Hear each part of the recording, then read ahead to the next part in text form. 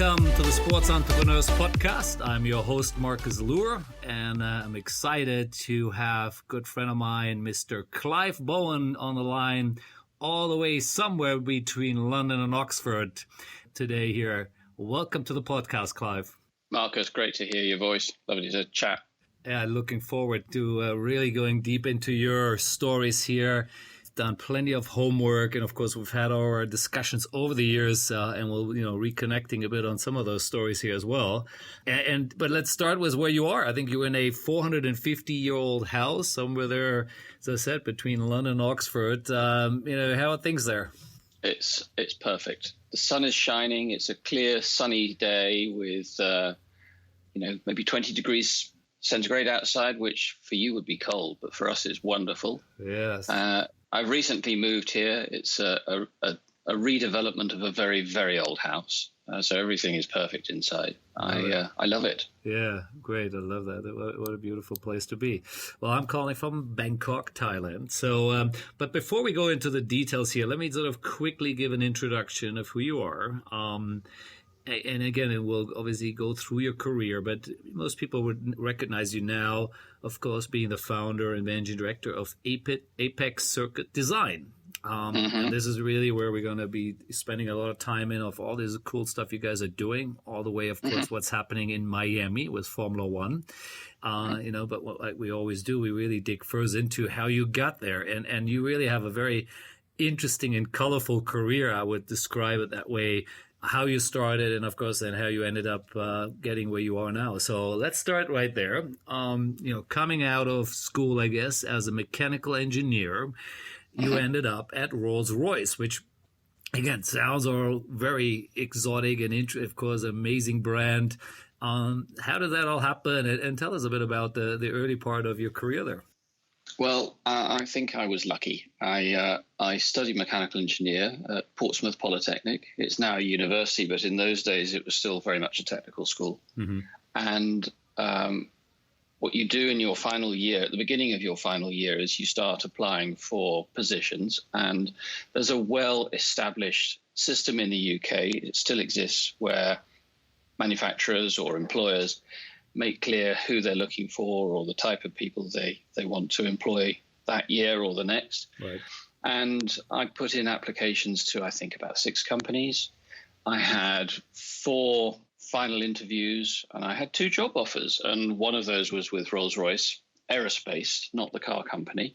Right. And the other one was with Lucas Girling, who was the braking arm, so automotive car brakes, but the arm of the Lucas Group.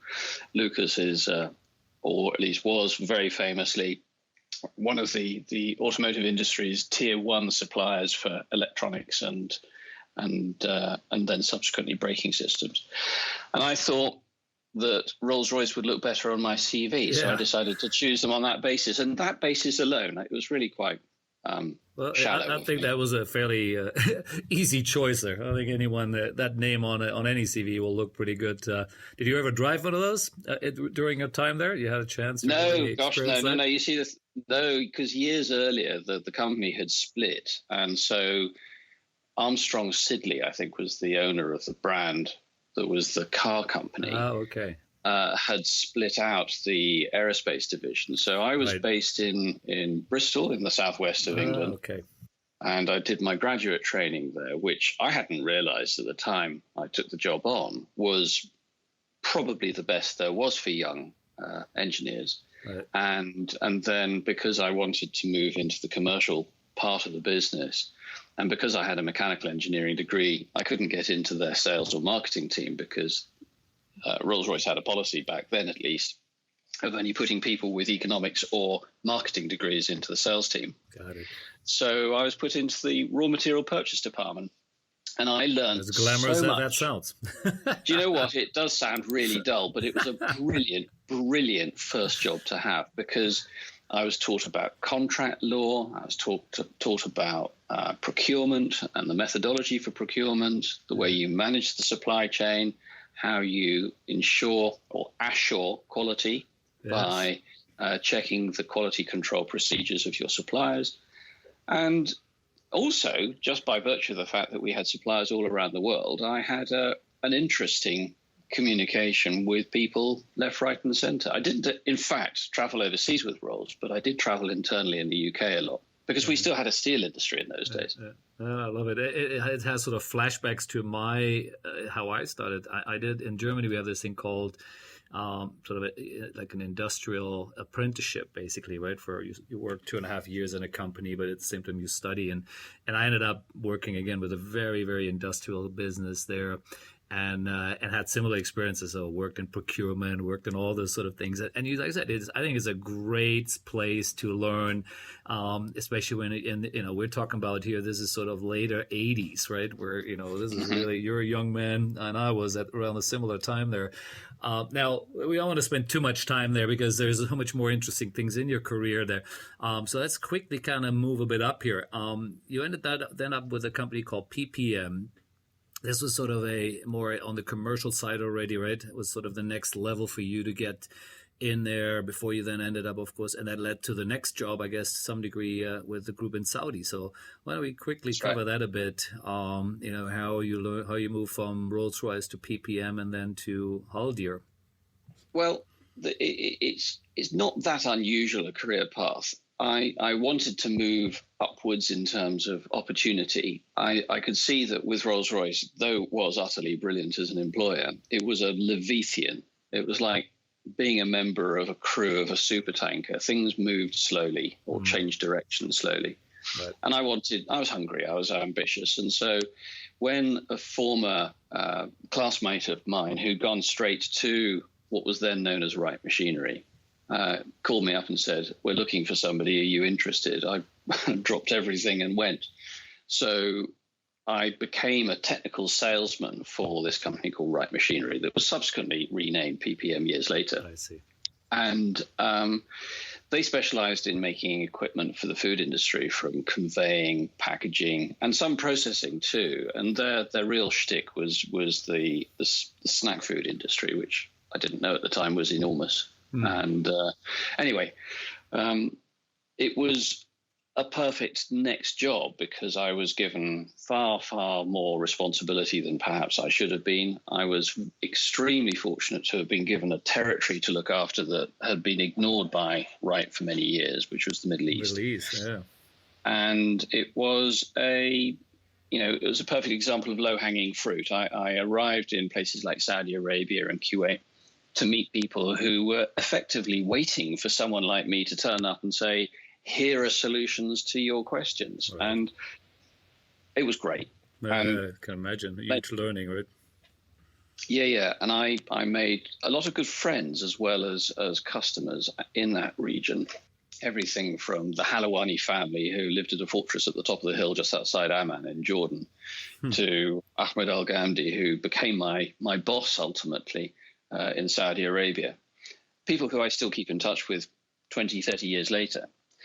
And it was whilst I was working with Wright that I started to realize that my own competence, if you could call it that, was in solving problems, identifying and then solving problems. So if a customer was saying, "Right, I want to make a factory to produce Sunsilk shampoo on license for Unilever. I'm going to pay X to buy all of this production equipment. What else do I need?"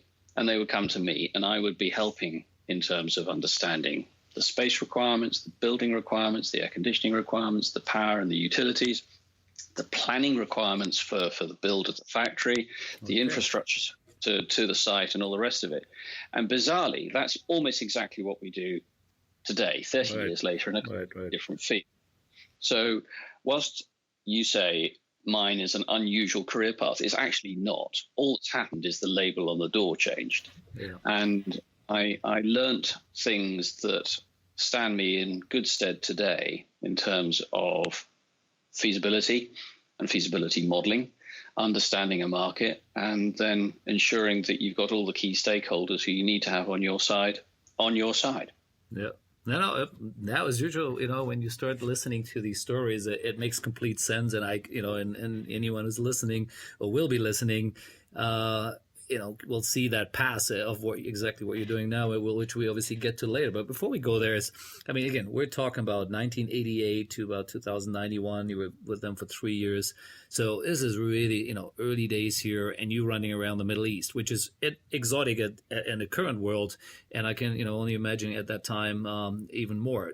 Just give us some interesting stories of what's happening when a young man there runs around the Middle East at that time. Very interesting that you asked that, because when I went to places like Dubai for the first time, it was 1987.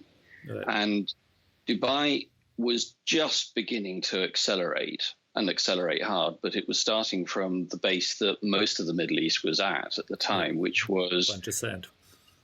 a lot of beach in the case of Dubai. Yeah. So I remember I used to stay at the Hilton Hotel, which is now the convention center or the trade center.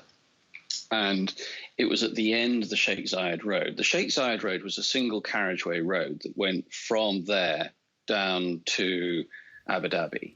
And about 4 kilometers or 5 kilometers away, there was a series of 5 apartment blocks which had been built for Gulf Air crew and cabin crew. And between the Hilton Hotel and those 5 apartment blocks, there was nothing. Yes. And that is the main skyline that everybody thinks of today as Dubai. So the place just exploded. It was the most amazing thing to see. It was also quite frustrating because every year from 1987 to about 2004, I would get lost because the road network changed every single time I was there. I know I've landed in Dubai over 500 times over the years. Wow. And so that's a fair old number of times to get lost in a hire car. Yeah. Amazing. Yeah, it's like I said, obviously I came to Asia in the sort of later part, the mid 90s, and that was already, Wild West here, Wild East. But the Middle East was no different, right? In these early days, it's, not what people see there now. But let's stick to the Middle East for a bit, because obviously after Wright Machinery, you ended up at Haldir, working for a Saudi company. Again, it sounds exotic now, but this is, again, we're dealing now in the 90s here, right? You were there within for 9 years, working with a big Saudi group. Again, let's talk a bit about what you did there first, and then of course a little bit about this, the culture and doing what you do, right? And again, the lessons that you learned out of that. That's actually a nice segue, because let's start with the first question, or the last question first. What I learned in the Middle East, and specifically in Saudi Arabia, is that business is based on relationships and how you manage yourself with somebody from a different culture, right. How you underpromise and overdeliver, which is a mantra I have lived by forever. And we had a customer who was based initially up in Tabuk, which is right in the north of Saudi Arabia. It's just off the border with Jordan. Okay. And I was invited to go and meet this family, and I went up. And that was quite an adventure in itself. I had to fly into Jeddah and then caught a regional flight that went via Medina, which is one of the 2 holy places in Saudi Arabia. And as a result of that, I wasn't allowed off the aircraft. So I stayed on board the aircraft, and the only other occupant of that aircraft was a goat that was tethered next to me on the line of seats. And then the plane filled up again, and we took off and went up to Tabuk. And in those days, most of the Saudi airline pilots were ex-RAF pilots, and they still flew around the place as if they were in their Tornadoes or their Spitfires or whatever it was, which made the flights quite entertaining. So your final approach to an airport, you come down and they do a bank turn, which felt like it was 90 degrees, and the plane would literally just come level before it banged down on the runway. It was great fun. Okay. And so I arrived in Tabuk, and I was met by this chap, Ahmed, who I'd never met before, but we'd spoken on the phone. And in those days, the way you communicated formally was with telex. Yep. I don't know if you remember that. Yes, I do. And so we were sending telex messages back and forth. It was long before fax machines or computers, really. Right. And he took me to a hotel, and he said, "I'll pick you up, and we'll have a meeting, and then we'll have supper." We got on well, and this client wanted to buy equipment from Wright Machinery. And so we negotiated a deal, and it was, in fact, one of the largest deals that company had ever done. It was worth about, if memory serves me correctly, it was about £3 million of supply, maybe 4 actually. And in 1987, that was quite a lot. Yeah. And he, after a while, started to get a bit agitated about the cash costs. And he said, look, I want to pay you, but I want to pay you over time. Would you accept that? And I said, well, we can't. That's not the way that we operate. We're not a bank. But let me talk to our bank and see what we can do. And we had a very good manager based in London who, when I told him that we had a client who was prepared to create an irrevocable confirmed letter of credit. So that's a good start, because it means that it's a document that can be agreed to and honoured by a bank in London, that would be paying 8 stage payments over 4 years, each at 6-month intervals, in US dollars. And he said, right, okay, well, what we need to do first is we need to discount those letters of bills of exchange. So that's a process called forfeiting, which apparently Napoleon invented as a mechanism to pay for his military campaigns hundreds of years ago. All right. Then once you've discounted those bills, you've got a single payment that comes out in US dollars. But because it was in US dollars, we also then had to have a future option on the currency, so that we knew that we were protected. So we had to then have a transaction to another bank, and then we transferred to our bank. And blow me down, it worked. There was a certain amount of angst as we had to rush these bills of exchange physically by hand from Saudi Arabia to London within a certain window of time, but we did it. And when all was said and done, we had a small surplus. We had about £50,000 more in our piggy bank than we expected. Right. So the next time I flew out to Saudi Arabia, I brought with me a cheque for £50,000 and handed it over to Ahmed. And he was so astonished by this act of honesty that he said, I know how you work. I like the way that you solve our problems. And I now know that you're not going to try to take anything you can when the opportunity allows. Will you work for me? Wow. And so that's how the whole thing happened. And when we started on a basis of trust, and I got on really well, not only with him, but his brother and his father. And together we created Haldir as a product and project delivery arm of his group, which was called United Factories. Okay. And we started on his behalf establishing relationships with multiple big blue chip operators like Johnson & Johnson, Cussons International, United Biscuits, Danone. I can't remember the others, but, what we ended up doing was producing their product in Saudi Arabia and latterly in some of the other GCC countries. Okay. Which meant that these brand owners were not hindered by import duty, import quotas, or for that matter, product that could be tuned to the local market. I love it. I love it. Now, where were you based then at that time? Were you based, heading back and forth between the UK and Saudi, or you were actually in Saudi during that time, or how can you visualize that? I didn't want to live in Saudi, but I knew I had to be there for extended periods. So the company rented me a very nice house on Sari Street, just off the Corniche, within walking distance of where the new F1 track's going to be. Mm-hmm. And I used to spend a month there and a month in the UK, alternating. And they were very good about that. So I didn't have a full residency visa. I always kept my passport, which was quite important to me, because in those days, when you had a residency visa, your passport was given to your sponsor. And if you wanted to leave, he had to give you your passport back. Wow. Like that. Interesting. Now, just to before we now then just jump into the world of motor racing, because that's pretty much happened then right after it. Just a quick one here. I think your family background is has something to do with the army, right? And if I remember reading somewhere that you traveled a lot, of course, during your childhood, and so this whole concept of being around and moving around the world, I guess it was sort of ingrained in you, or came all very natural, right? That's so true.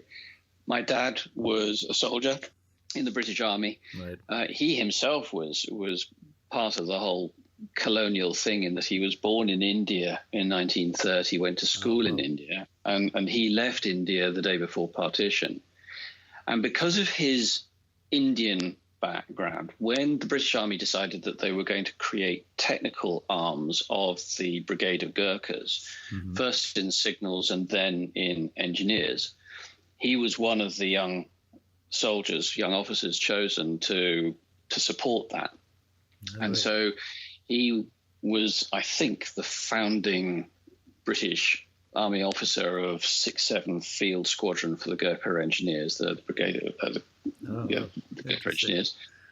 And as a result of that, we spent a lot of time as children following him around the Middle East, so Malaya, Singapore, Hong Kong. And he spent extended periods. I love that. That's amazing. Well, my sister was born in Malaya. It says that on her passport. I get that. You're a real nomad. I love that. That's amazing. Yeah. And I think it's an important part of the story here, really. This came all very natural to you. Now, obviously, there was something about cars and racing, not maybe the racing part as much, but definitely the car part. I remember seeing the story about, as a kid, you were already into cars and stuff. So somehow it's not a surprise doing what you're doing now. But you're right. It took a while, obviously, right? As I said, now we're in about the year almost 2000, and all of a sudden here comes WSR. So let's talk about those 5 years a bit. Well, there's a little bit before WSR that needs to be mentioned, and that is that in 1997, when I was routinely traveling back and forth to the Gulf region, I met Paul Berger, who I think you know. Yes, Paul was on the podcast. And Paul and I cooked up this idea for what became Dubai Autodrome. He's an impresario. He knows how to put on a show. He understands marketing and advertising. He's the guy you go to if you want something to happen in the entertainment field in that region. Right. And I've been introduced to him by the girl who subsequently became his wife, Emma. Okay. And we just chatted. And by this point, I'd also got involved with motor racing as a hobby. I'd been introduced to people who were to become very influential to me, right. People like Crichton Brown. And through Crichton, I was introduced to some of his friends, who included John Hogan. I think you probably know his name. He was the guy who brought tobacco advertising from Philip Morris into McLaren, for example, with Marlboro. Right. And the other gentleman was McLaren, right, I believe, or... Well, that was Crichton Brown, who was one of the founding members and owners of McLaren in '81.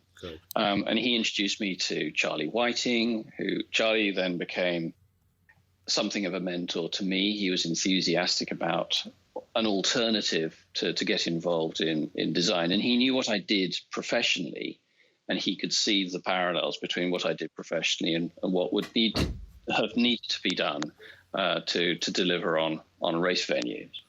Right. So when in '97 Paul said to me, "This place needs a racetrack," I said to him, "I'll give you a hand. How hard can it be? Let's have a go." Let's build one. And it took us 4 years of pitching the idea around and about. And you can just imagine, you've got Paul with the chutzpah he has to go and knock on doors and say, "You need me. You need us to do this." Right. And you had me slightly geeky in the background, just making sure that he wasn't over-promising. Right. And we ended up with a commitment being made by Simon Azam at Union Properties, who could see and understand the pitch. The pitch was quite straightforward, and it's not new as an idea, but it was for motor racing. And that was, if you had a parcel of land, quite a big parcel of land, and you put in the middle of it something that's an entertainment destination, you add value to the land around it. Absolutely. And you can start to develop that. And so we pitched the notion of car dealerships, hotels, shopping malls, some residential, not a huge amount, and other things. Simon Azam and Union Properties, which was owned by the Emirates Bank, I think, EBD, he could see that this was a cracking opportunity for him, first to secure land out of Dubai municipality, and second, to have development opportunities that would keep him busy for years to come. Yeah. So he said, "Look, prove to me that there's at least $500 million of development value around this racetrack, and I'll give you $100 million because we're making 20% margin these days. And so long as I can make this all wash its face, I'm happy. Yep. So that was, for me, bread and butter. It's what I did for a living back then. And so a business model was created. Paul and I presented it in a form that was easily digestible. We created a basic plan that presented the notion to Union Properties, and they said, right, let's make it so. Right. And they asked us to work with a very fine firm of architects called HOK Sport Venue and Event, now known as Populous. Correct. And long story short, we developed Dubai Autodrome, and I designed the main circuit and the kart circuit and did the initial master plan, which is not very different to where it is today. What Union Properties did was to quite dramatically increase the percentage of land use for residential, so much so that Motor City, as it's now known, has, I think, 25,000 people living there. It's a town in its own right. Right. So that happened as a process before I joined Wright. So I'd already established those relationships. I already had that momentum going. So by 1999, I'd met Barbara, my wife, and I realized that a ginger-haired, stroppy Scottish lady isn't going to fit into the Saudi Arabian way of doing things. Okay. So we decided that perhaps my time with Haldir had come to its natural conclusion. But I'd done it for, by this point, 8 or 9 years. Yeah, yeah. I loved the job. I loved working for Ahmed Al Ghamdi and his family, but it was time to move on. So I left there with quite a lot of money saved because I'd been well looked after, and had a couple of years where I was twiddling my thumbs a bit, trying to work out what I was going to do next. It was a brave move to choose to get married and to get unemployed at the same time. But quite quickly, I picked up a consulting role, first with Martin Hines at Zipkart, and helped him to develop a small junior race car, the thing called the Zip Formula. Okay. And then, and again, I think it was a contact through Charlie Whiting spoke, I think it was Charlie. It was one of Crichton's contacts anyway, was talking to Dick Bennett at West Surrey Racing. And Dick was saying that he needed somebody commercial to come in and help build the business more. And so I got a phone call. I went and had an interview with Dick and his partner, Mike, and they offered me a job. And I had 6 years with WSL, which I considered to be charmed. I loved it. I was just at the point where touring cars were moving from super touring to the new BTCC regulations. So all the cars needed to be designed from ground up again. And I got involved in that process and the homologation of them. In 2001, after they'd had one season with MG Sport and Racing, they had 2 cars left over from the previous year. And the marketing team at MG didn't know what to do with them. And I think it was Dick who said, well, why not have a junior team? And they loved the idea because they thought they could use it to lower the average age of people buying MGs. So 2 young drivers were chosen. And I felt incredibly honored to be part of the process of choosing. So we selected a young guy called Gareth Howell, who was charming, but a little erratic, and the most quietly spoken Northern Irishman you'll ever meet, called Colin Turkington, who turned out to be absolute gold, who has subsequently won the British Touring Car Championship a record 5 times, or is it 4 times so far, and he's going for the 5th, which would be a record. Right. He's just absolutely the nicest man you'll ever meet. And he'd not raced in anything other than autocross up until this point. So we took these guys on, and Dick looked at me and he said, we need a team principal. It's going to be you. So I went from knowing nothing about running a racing team to having to run a admittedly junior offshoot of a proper racing team in 5 minutes. I love it. Because your title, I mean, at least what you have in LinkedIn is Head of Business Development. So and that's a really broad term as usual. It could mean anything. Yeah.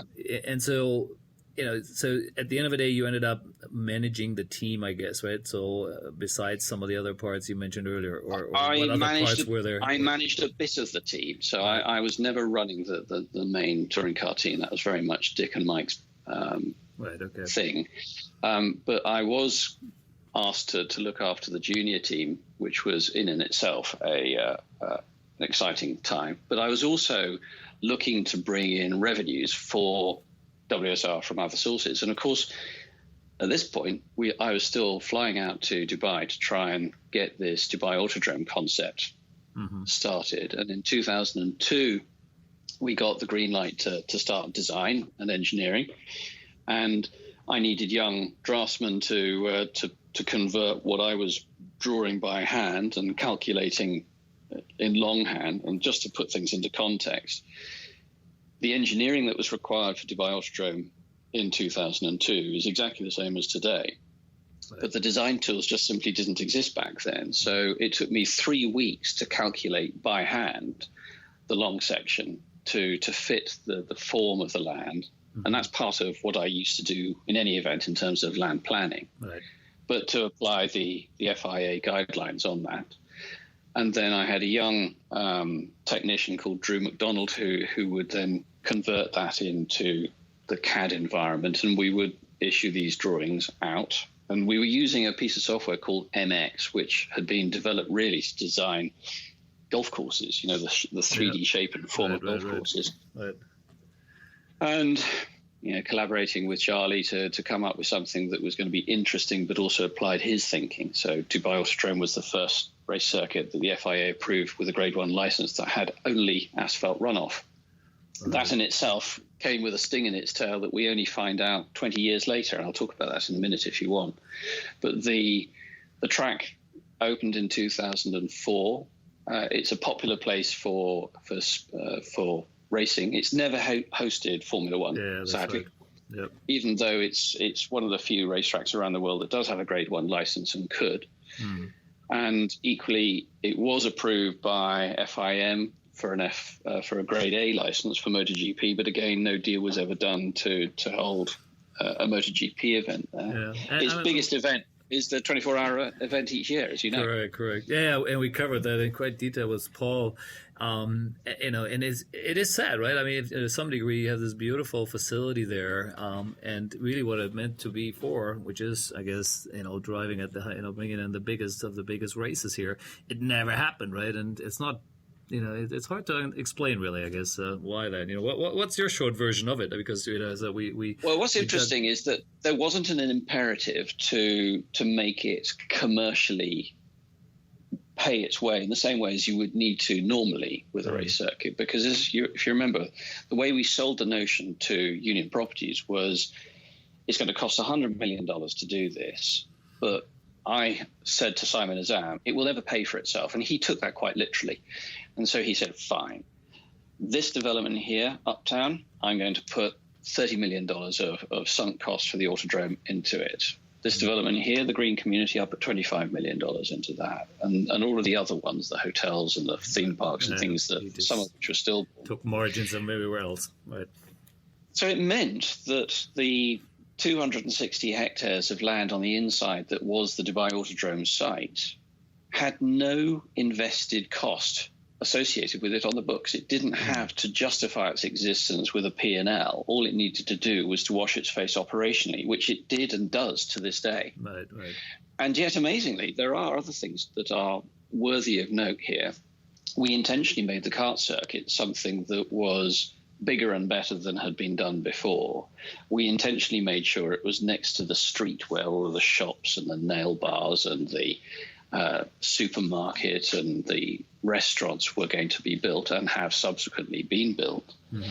And the Dubai Kartdrome, that kart circuit, is the busiest and most profitable kart circuit in the world. Wow. It's not just the best in the region. It's actually the most profitable kart circuit in the world, and it provides an income that sustains so much else within the whole Motor City precinct. I like that. Nice. Yeah, and as Paul had some really interesting parts to that as well.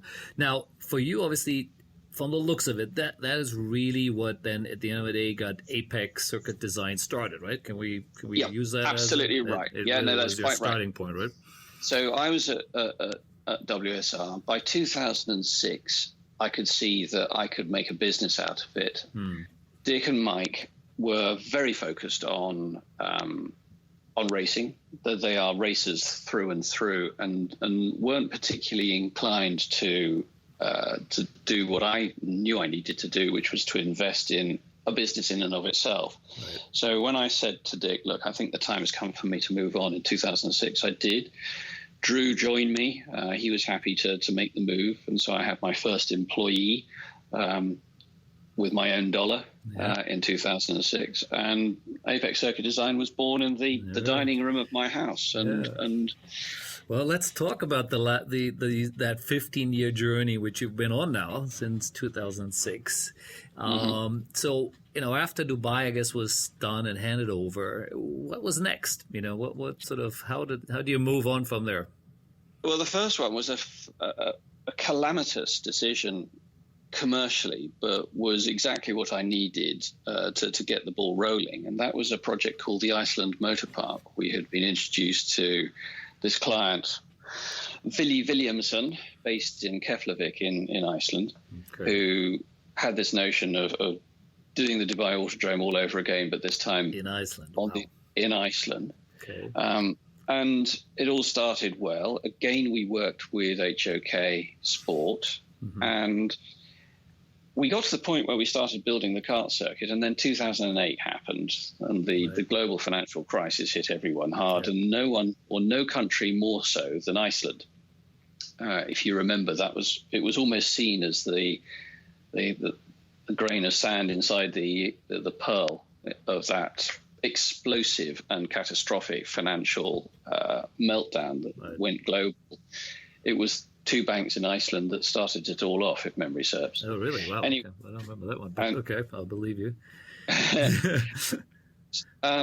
Anyway, the project just fizzled out. It had to. But fortunately, by this point, we had also got a few more contracts around and about. Dubai Autodrome was a phenomenal calling card because people could see we were applying the same thinking that you would do with a marina with houses around it, a golf course with houses around it, a shopping mall with other shops and entertainment facilities around it. It's not rocket science, but it had never been done before. Right. And those people who say you can't put houses next to a racetrack, it depends. There are a number of things you can do. The first is that if the selling proposition of your property says, by the way, it's next to a racetrack, a buyer is never going to say to you, oh, but there's a racetrack there. I don't want it there. Yeah. Second is that you can make it appealing to that particular demographic. So in New Zealand, when the Hampton Downs project came along, the whole notion of that was that instead of a big grandstand along the start-finish straight opposite the pits, we would put 4 apartment blocks, each of 20 apartments. Right. And those 80 apartments were sold off-plan to enthusiasts. 60% of the construction cost of that project came out of the profits out of those 80 apartments. Yeah. This was the one, this is in, again, refresh my memory, New Zealand, right? Or which part of the world? Yeah, the one in New Zealand, right? Correct. Yeah, it's amazing. I remember we had some discussion about that before. But talk a bit more about it, because again, not everyone will know that much detail. New Zealand is, it's a little bit off the beaten path. So this is obviously, again, how would you describe that type of racetrack? Because it's, again, not meant for Formula One or any of the big races, right? This is really, I don't know, what's the best description? A casual racetrack for supercar owners, or how do you describe it? I call it a race resort. Race resort. I call it a race resort. I like that. Nice. And the Americans have been building these around the US for years and years and years. And so there's places like Monticello or others. And in Europe, there's places like Ascari in Spain. Right. Hampton Downs is different in that it is a proper racetrack, inverted commas, in that it's got an FIA license and it hosts FIA-sanctioned events and things like V8 supercars. But it was intentionally set in this beautiful rolling countryside between Auckland and Hamilton, Right. in a country that shoots way above its weight in terms of sporting prowess. I think it's something to do with the air, the food, or just their genes. But they produce the best sailors in the world, the best rugby players in the world, and many of the best racing car drivers in the world. Right. And they are enthusiasts, proper enthusiasts. And so it was those enthusiasts that bought those apartments. It's those enthusiasts who pay to race on a routine basis or to just play on that circuit. Right. And, thank goodness they do, because I wouldn't have a job otherwise. Yeah, no, I love that. When was that project exactly? Just sort of time-wise here to get that was 2007. Already. So that was really quite after. We started that. Yeah, but the work for that was done during the WSR days, but it continued beyond. Right.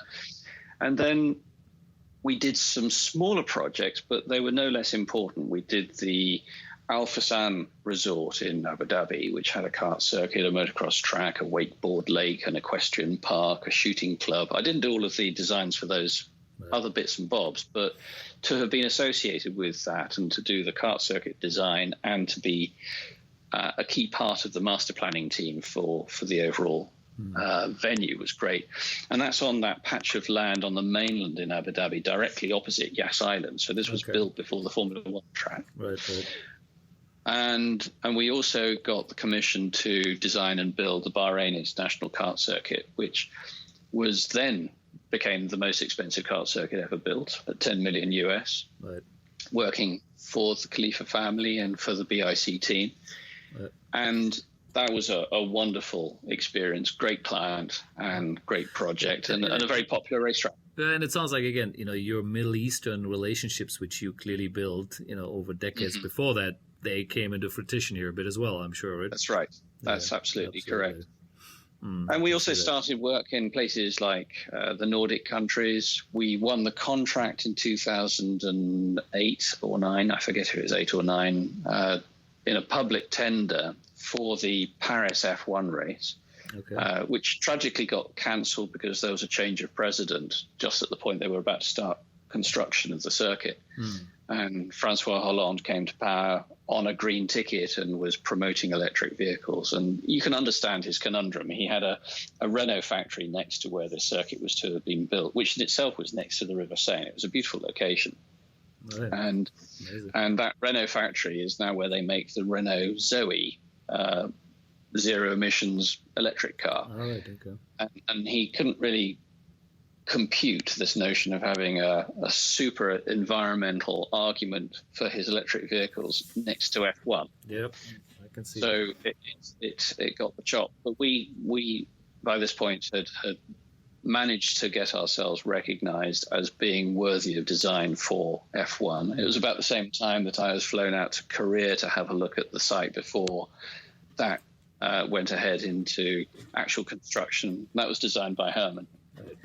So, and I want to ask a bit about that because, when I think we first met and we're talking, I think it was we had a project in Bali. I think someone was trying to build, again, a race resort in Bali concept. And I remember at that time, again, I think that was really your space, right? You were sort of the guy to go to when it came to these sort of, not necessarily F1 circuit stuff, and was that deliberate positioning, knowing that, Herman Tilke's group, of course, was really, they owned F1 race circuits to some degree, right? Or was it more... Absolutely right. And I think there was mutual respect both ways.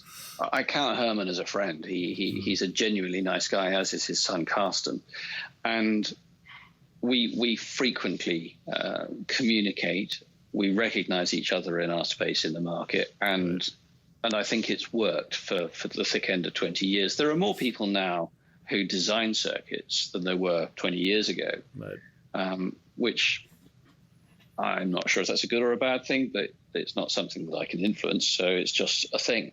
Right. And yes, we did intentionally position ourselves as sub F1, despite my efforts with Bernie Eccleston to try and secure his blessing to deliver an F1 venue. It wasn't really until F1 changed ownership, Liberty became involved, and we were given a chance, right, for which I'm enormously grateful.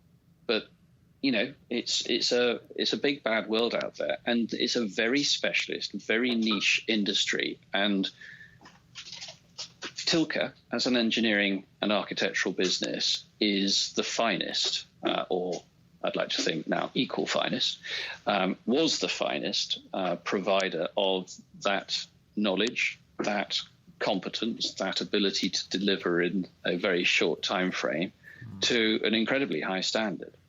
The differentiator, and I don't think Herman would disagree with me, between what we've done historically and what they've done historically is that theirs has been a race circuit-led project, and ours has been a venue-led project that has a race circuit in it. Right. Yeah, I like that. Yeah, and that makes a lot of sense.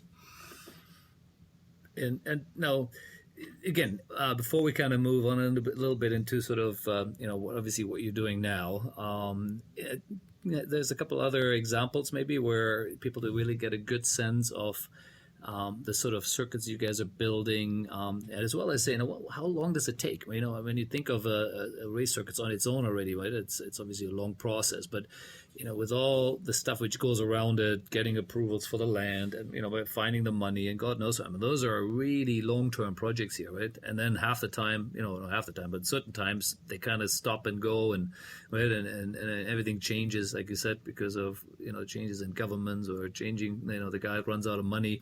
I'm sure you've seen all of that, right? Do you have a couple of good examples on that? Well, to start with, I reckon that there's a 1 in 100 chance that an inquiry that comes to us will lead to a circuit build. Right. Okay. So using the analogy of fairy tales, we have to kiss an awful lot of frogs. Right. Okay. Yeah. That's good. So when people approach us, we're quite adept now at that initial conceptualization to help somebody understand what it is they need rather than what they want. Right. If we get to the point where they commission us, and I reckon 1 in 10 of those inquiries lead to a commercial deal where we will be paid to take the design forwards. Right.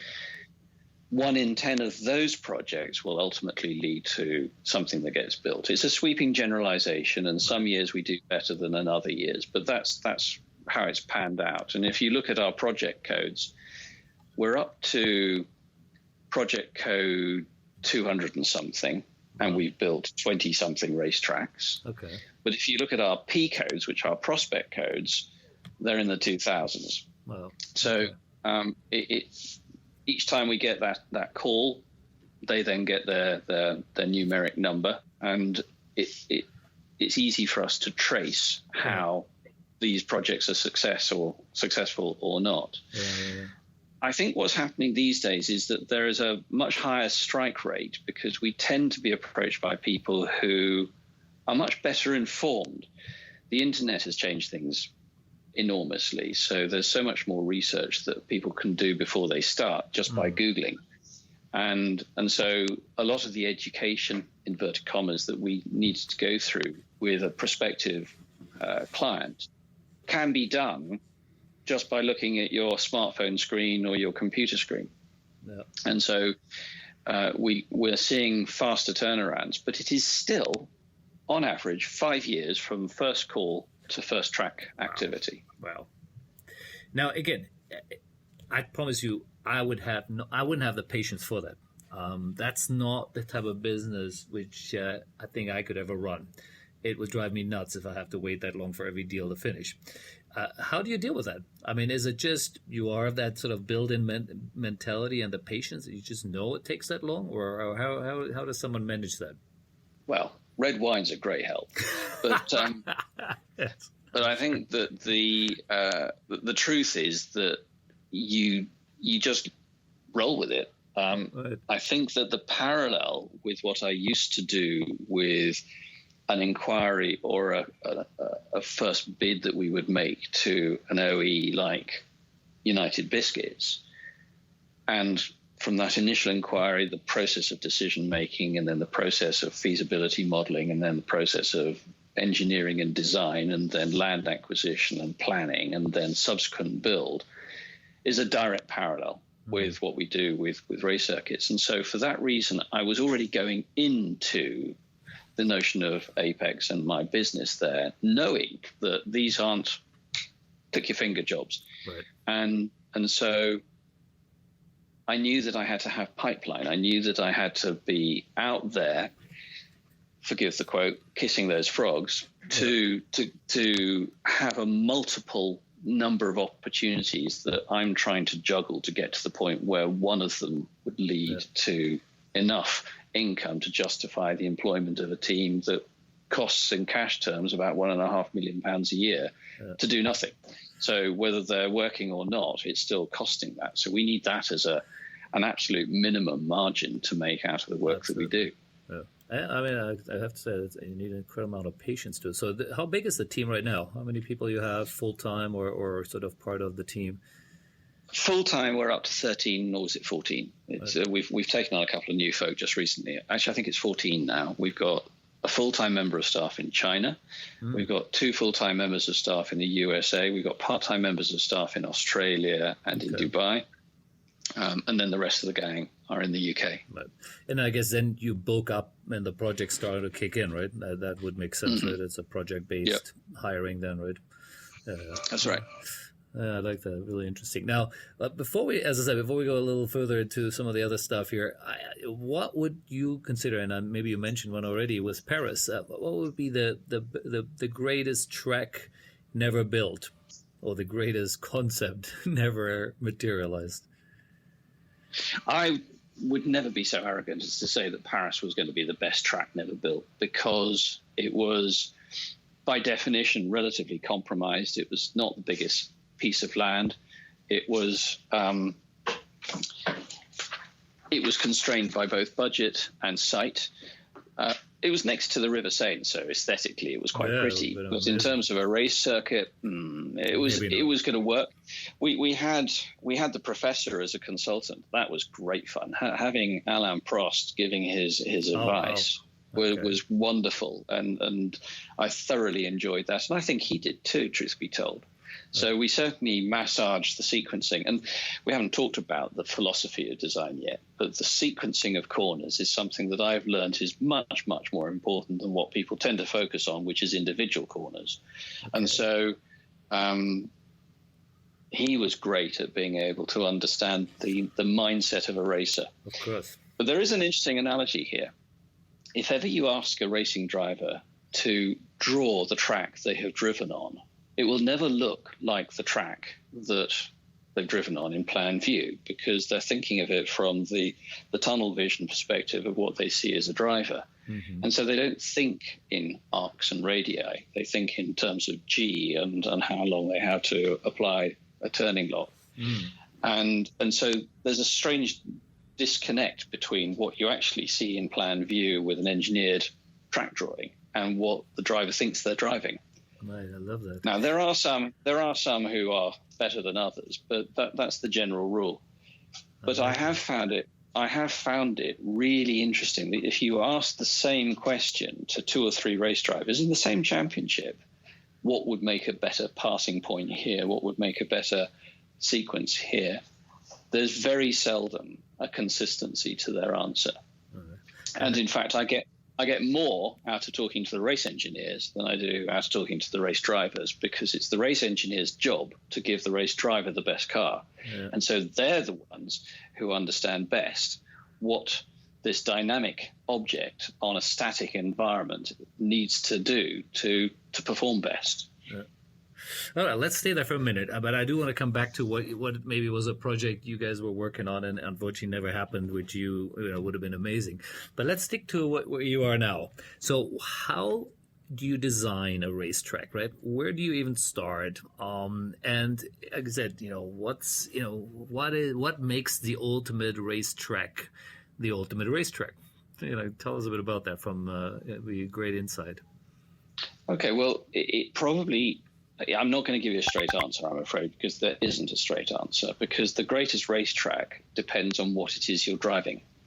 And so often we'll have somebody approach us and say, I want to build a Formula One track. And routinely I'll be asking them in return, why is that? Because there's this perception that an F1 racetrack has to be the best.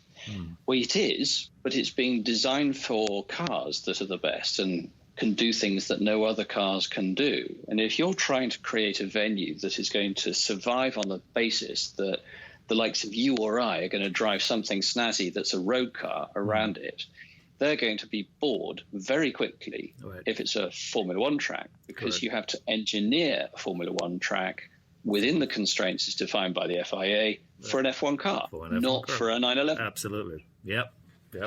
Great point. So not a straight answer, but if you wanted to see an example of a proper racing circuit, you actually need to go back in history. So before we had the guidelines to work to, before we moved into the CAD environment, before we had the perfection that engineering can give you today, you need to look at the rough diamonds, because they're the ones that are epic. My favorite racetrack, Interlagos. Why is it? Well, it's bumpy. It's got transitions. It requires a car that's malleable enough that it can ride out those irregularities, and you need really good traction. Especially if you want to be going fast into Senna, which is turn one, you need to be accelerating out of Juncao at the bottom of the hill as best you can. And if you've got a car that's really optimized for the high-speed S's down the hill on the other side, you're not going to be able to get power down, and you're just going to be leaving 11s in the tarmac as you go up the hill, and you're going to be out-accelerated by somebody who's got proper traction. So there are things about classic circuits that I adore, and we don't copy, because you can't, but we do take inspiration from grade change, camber change, corner sequencing that have worked on other circuits, and see whether or not within the guidelines and within the constraints of a site we can do something similar. Right. Yeah, that makes a lot of sense. Now, so again, coming back to where we were earlier a bit, over the years, as I said, you had 2,000 inquiries, 200 of turned into something, then 20 turned into an actual racetrack, right, or into actual project, I guess. Which are some of the ones which are in the middle there between the 2,000 and 200 here?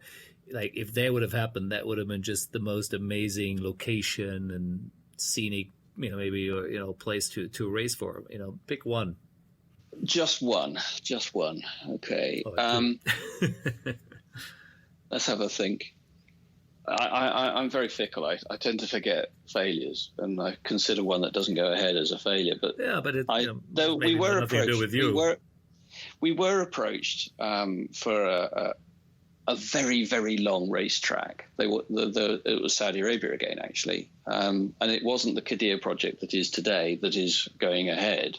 This was down in the Jeddah region, and there was an idea in the hills to the south of Jeddah to create something that would be a Saudi equivalent to the Nürburgring. And we got involved with that, and that was quite exciting and would have been pretty epic. It would have made no commercial sense whatsoever.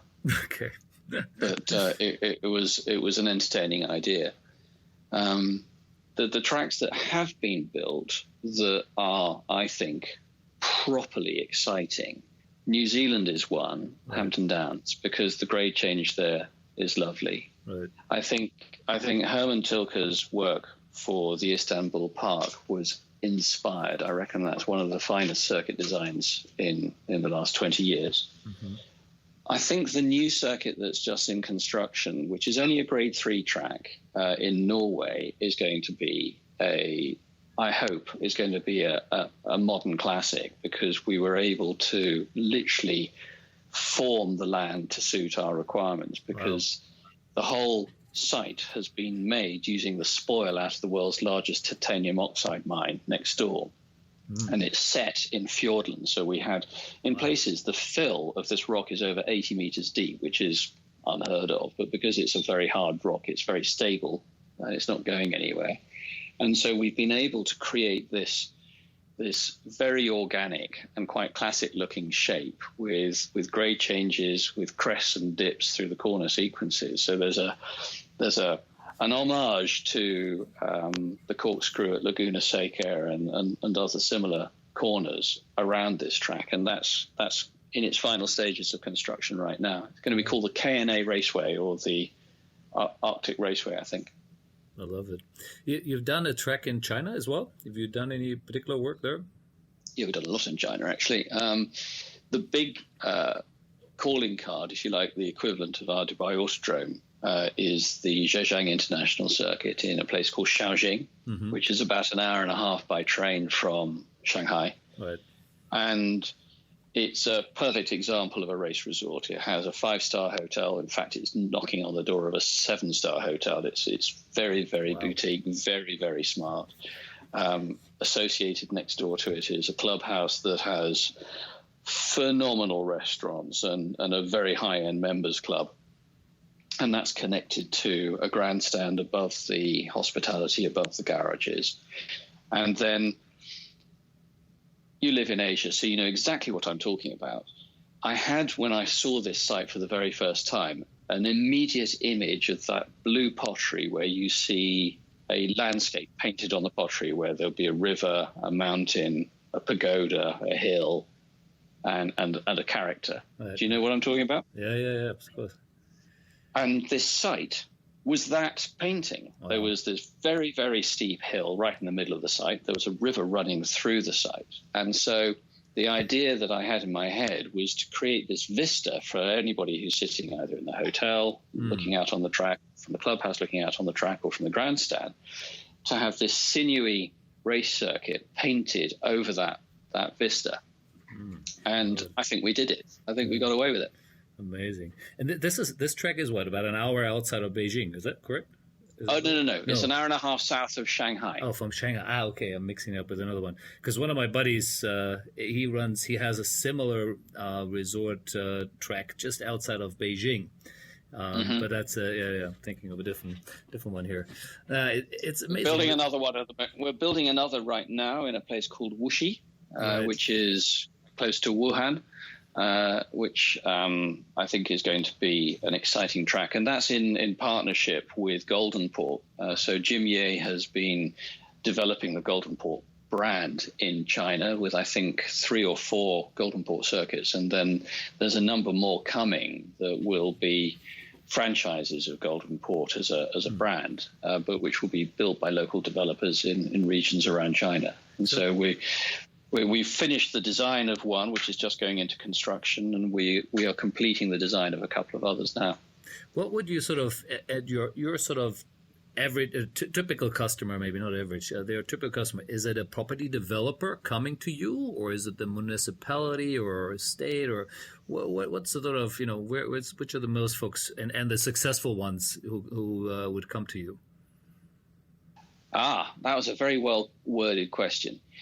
The ones that go forwards are typically the property developers. Okay. The ones that come to us most frequently are the enthusiasts. Ones that are municipal inquiries, I would say, are often successful, but not nearly as often successful as the property developers. You need somebody who really understands what the process is, the time it's going to take, and the opportunities that will result to be able to get traction, commercial traction. Yeah, exactly. And I think that's why it makes sense, right? For property developers, they get their head around the long-term part of it, right? How you then build things around it, and you make your money not necessarily always from the track, right? It's from all the other stuff around it, which is all the conversation we've always had was always about it, right? What we do with our branded real estate, bringing brands into it.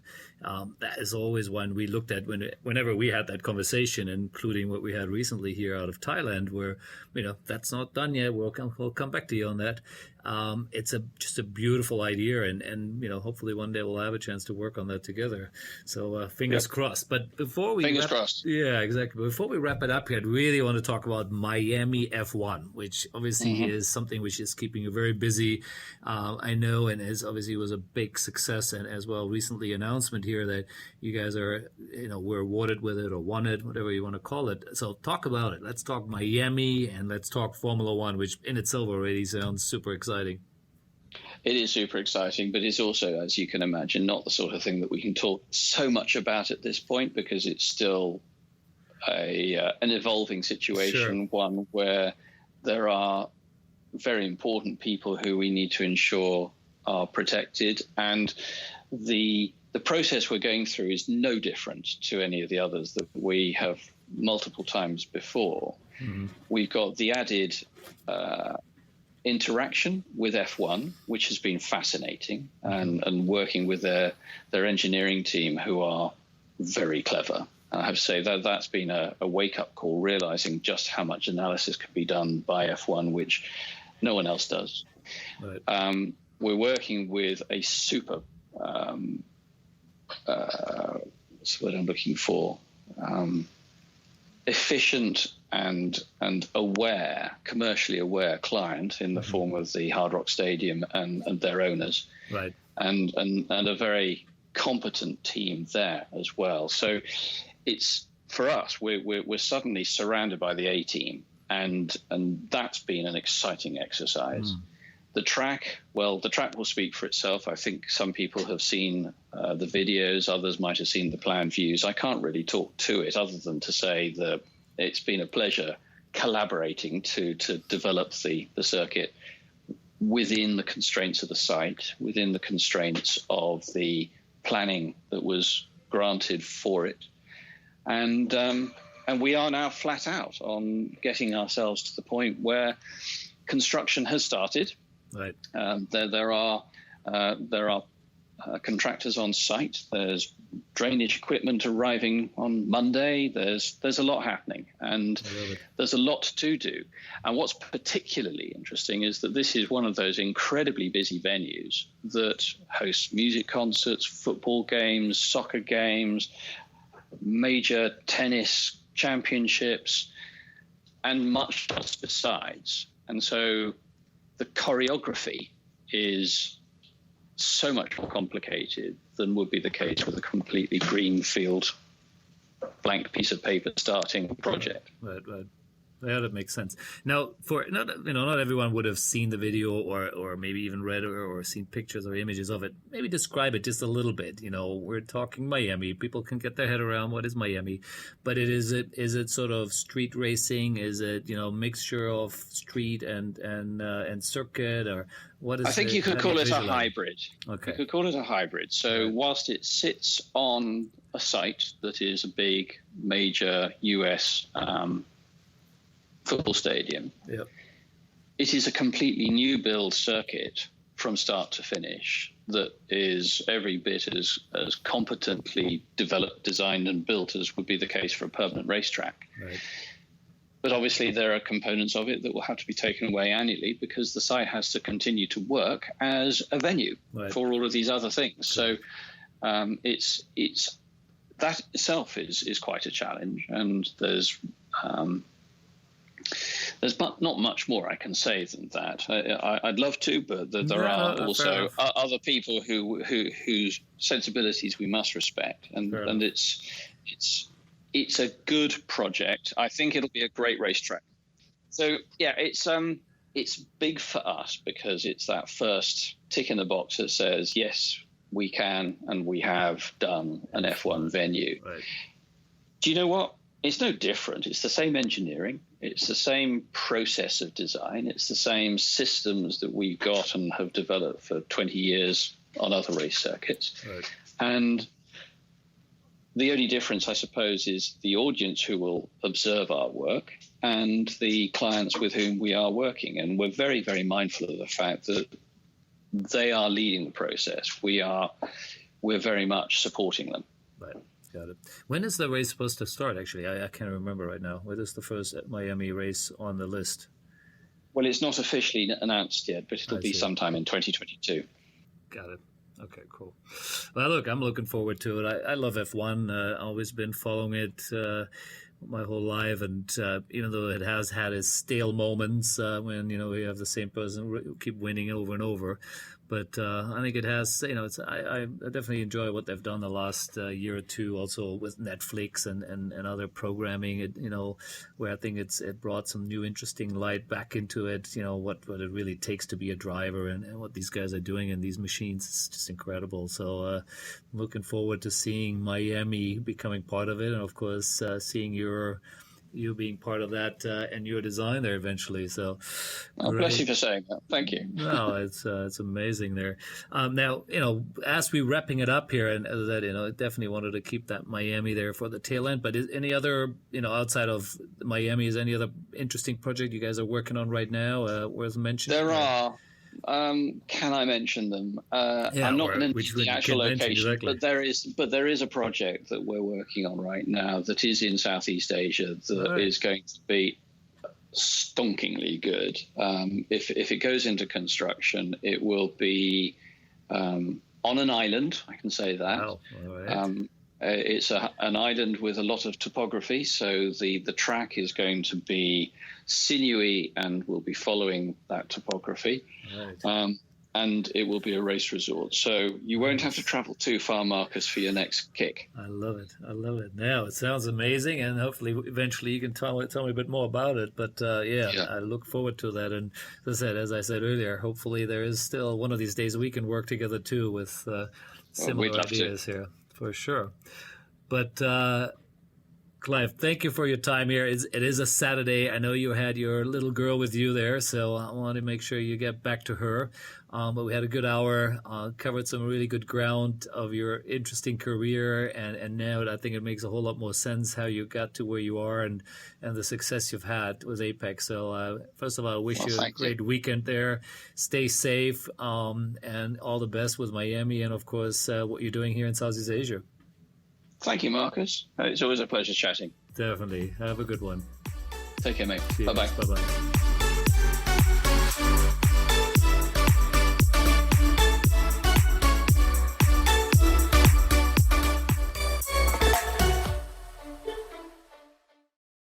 The Sports Entrepreneurs by Marcus Lure podcasts are a collection of interviews and stories.